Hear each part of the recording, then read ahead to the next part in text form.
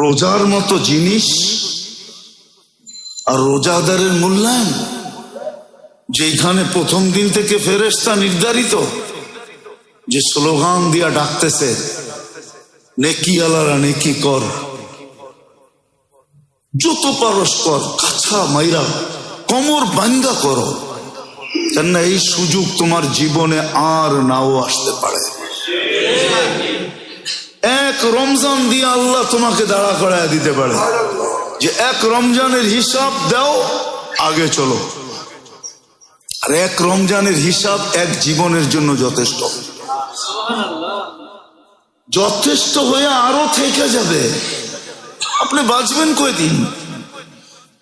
এক রমজান তো যদি সহজ হিসাব দেখি তো 89 বৎসর 2 মাস। কত? যদি খায়ের বাদ দিয়া বলি, খায়ের বাদ দিয়া কত? 89 বৎসর না, 89 বৎসর।